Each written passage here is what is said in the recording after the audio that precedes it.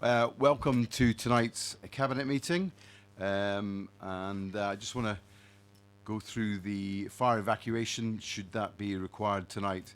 There are no fire alarms scheduled for this evening, and therefore if the fire alarm sounds, please evacuate the building immediately. The fire exit is located behind us, to the rear of the room, down the stairs, and meet in the War Memorial Park. So let's hope that doesn't happen. Item 1 on the agenda is apologies for absence. I only have one, that's Councillor Tristan Robinson. Are there any declarations of pecuniary interest? No, thank you.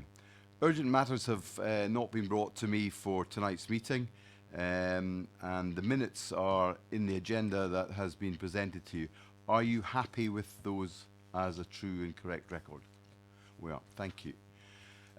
Now we move to a motion that was referred to us from Council on the 17th of October about the football pitches and the charging of such. Becky, you have this in your portfolio. Would you like to say anything more? No, really just to cover what I said at Council again, which is that I will be bringing a paper to CEP as soon as practically possible. Does anyone else want to make comment to that? No?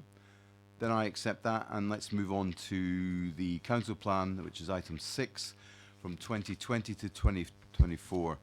As I have outlined in the foreword, these are difficult times for many in politics, and addressing many of the issues that will come before us as a council in the years to come may be blown aside by the winds of political change in Westminster and internationally. But we have to build a strong and deliverable council plan, laying out our priorities on which we believe that we can deliver for the people and residents of this borough.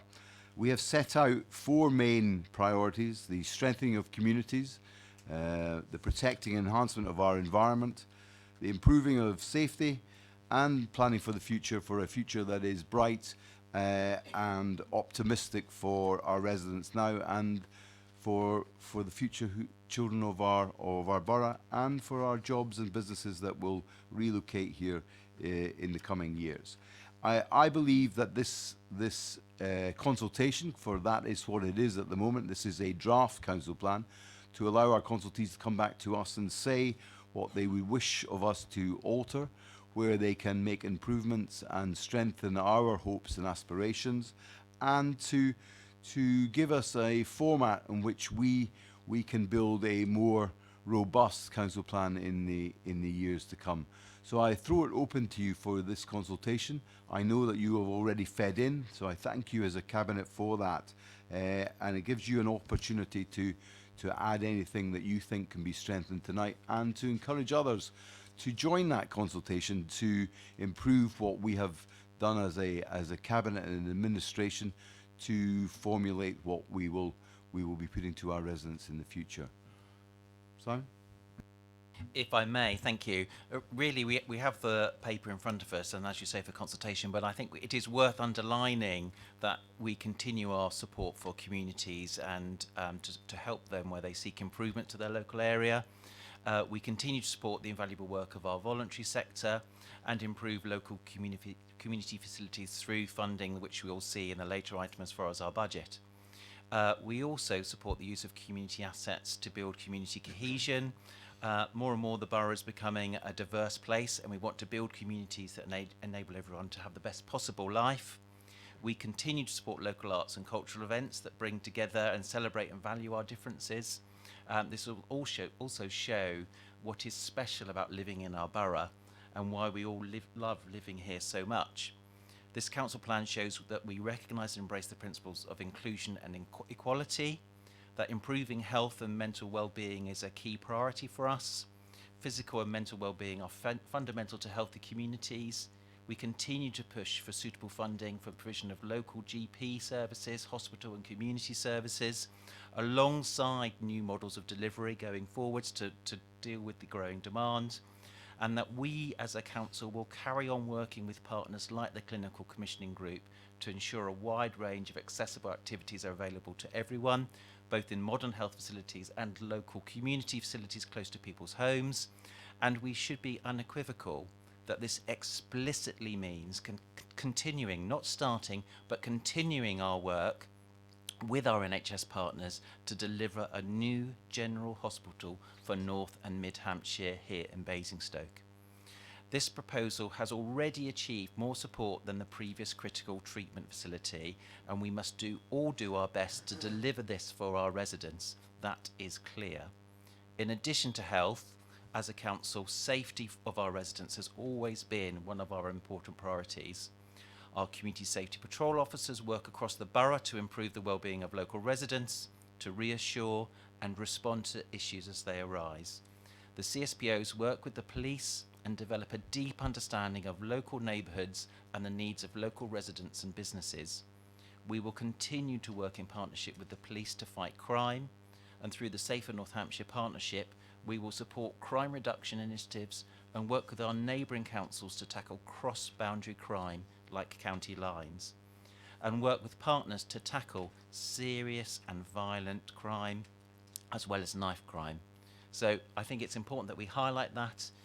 It is a new council plan, but these are things that we have done for some time and will continue to do, Leader.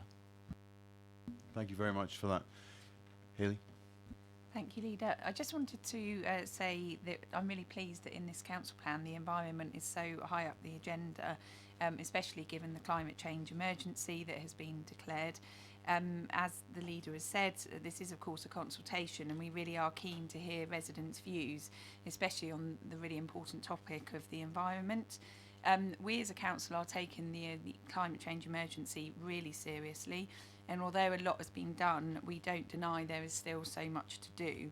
We have already set up our officers group, which met for the first time last week, and I went along to, and it was really positive and great to see how officers are so engaged and so ambitious and wanting to get involved in this and push the matters forward. And I think I've said it before, but I will say it again, the targets in the climate change emergency are really ambitious, and that's a good thing, but we as a council are just one organisation. We can't do this on our own. We really need all the residents to do their bit, all our partners to work with us and do their bit. So we have set up a summit, a climate change summit, which will take place on the 5th of December. There'll be information going out about that soon. You can find out information on our website, and we are contacting our partners about that to make sure it's well attended. We are also taking the climate change emergency to CEP in December as well. So there's a lot going on, but use this opportunity with the council plan. It's a really important part of it, the environment, to put your views forward, because we are definitely keen to hear them. I'm grateful. John? Mark? Yes, I want to support this council plan. I want to say that part of it has been to review whether the functions of planning, both in the terms of the policy and the review of the local plan, and also in terms of planning permissions and enforcement, are properly resourced, and I'm satisfied that they are. And in particular, we have looked at also the resourcing of the natural environment team and its various functions. So there will be an increase in funding for looking at trees. That's our tree safety function, which obviously is of relevance and interest to our residents. We're also investing in an officer who will have the responsibility of getting in more Section 106 money, which will be good for financing infrastructure within the borough. And in particular, we also had a look at how our borough is presented as part of our overall image, not just for our residents, but to those outside, in terms of the important corridors and thoroughfares into the borough. And we'll be investigating within this council plan to try and improve their appearance for all who come and visit us. So I welcome this council plan, and I hope those who respond to the consultation can make some interesting and positive contributions towards it. Thank you. I'm grateful. Becky? Thank you, Leader. I'm pleased to support this council plan. It reaffirms our commitment to sports and leisure within the borough. Physical activity levels in the borough are above average, which is great to see, but we shouldn't stop here. We want to increase participation levels and access to free or low-cost activity across the borough.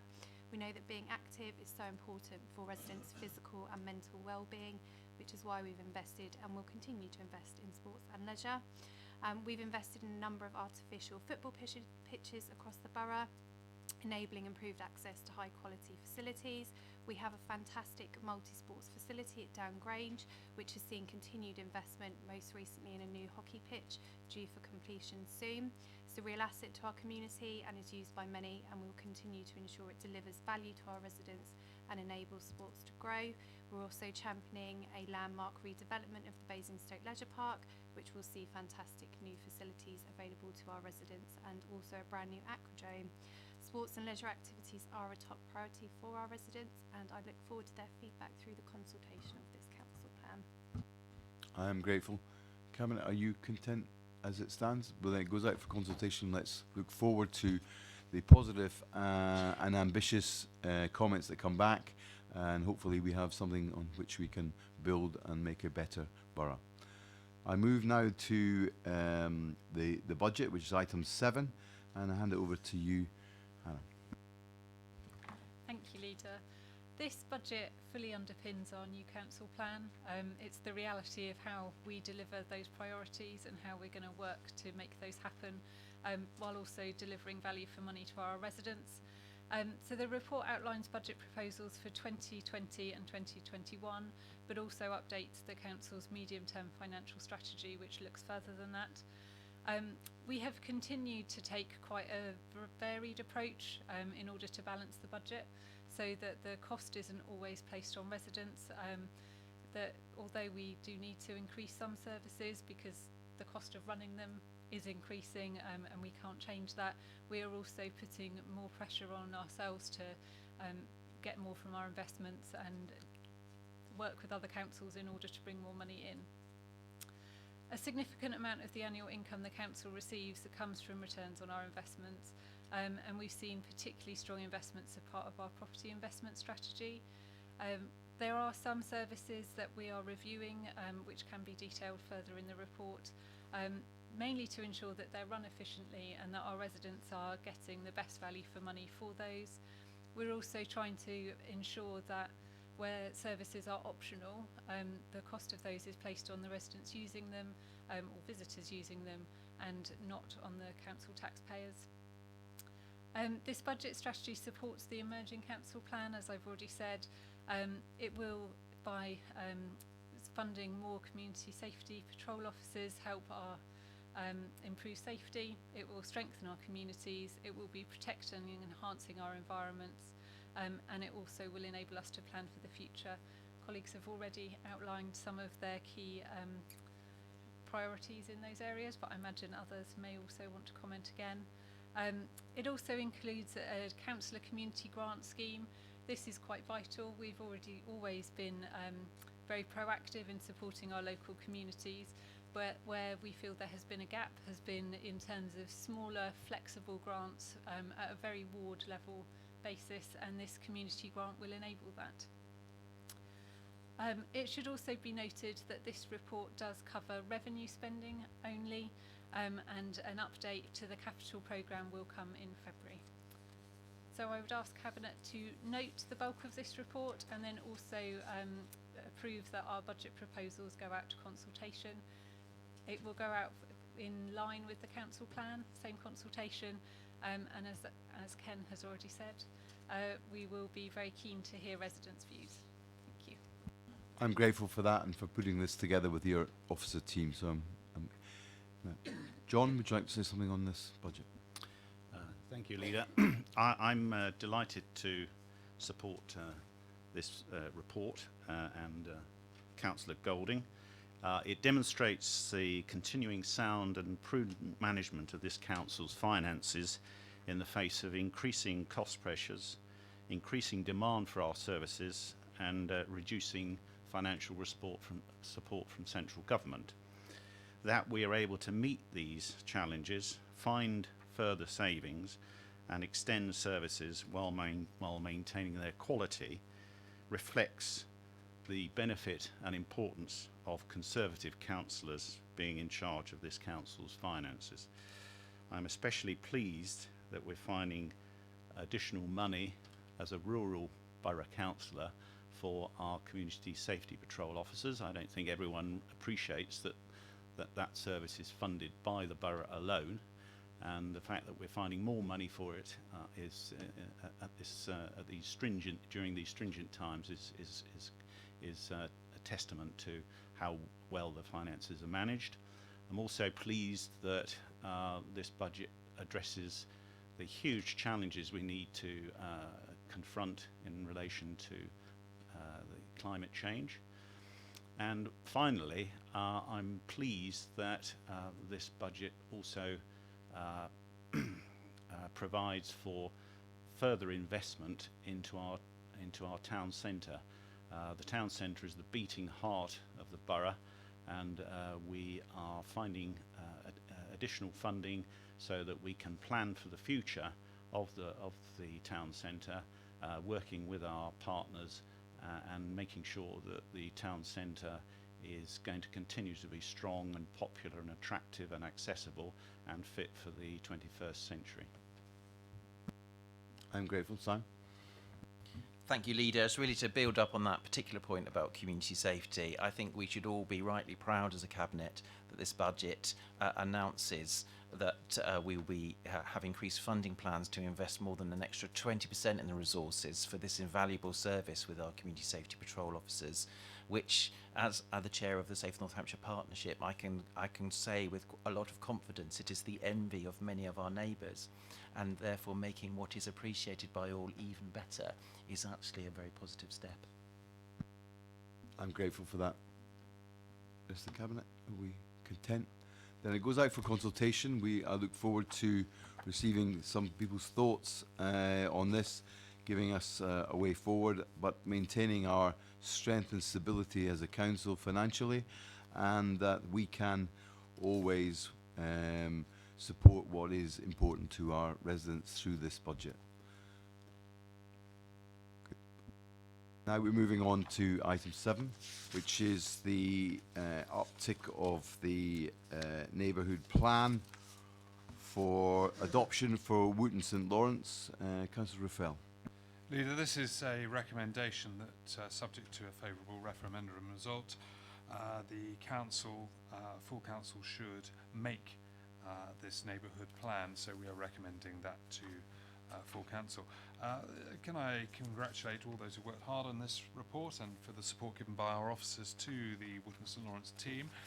For those listening, Wootton St Lawrence is a very old historic parish, the southeastern end of which will change dramatically in the next few years, it having both the Many Down development straddling it, going into the neighbouring parish, and also the development of the country part, which of course, as we know, will be available to all the residents of the borough to enjoy in due course. So quite properly, the residents of Wootton St Lawrence have looked at the need to create strategic gaps between that development and their own, at the same time also planning for their own future and future growth in other parts of that parish. And this is it appears to be a well-written report that sets out mainly policies actually, by which they will look at any future planning applications within their parish. And I'm very pleased to encourage Cabinet to make that recommendation to full council. Councillor Raphael, I'm grateful for that, and we look forward to a positive outcome from the referendum, and it's coming back to us as a full council. It is good to see local plan policies being used in support of neighbourhood plans, as it adds support to their wishes. So I look forward to seeing it again soon. I believe that is the end of the agenda tonight, so I wish you all well and a speedy home, and I thank you for your attendance. Thank you.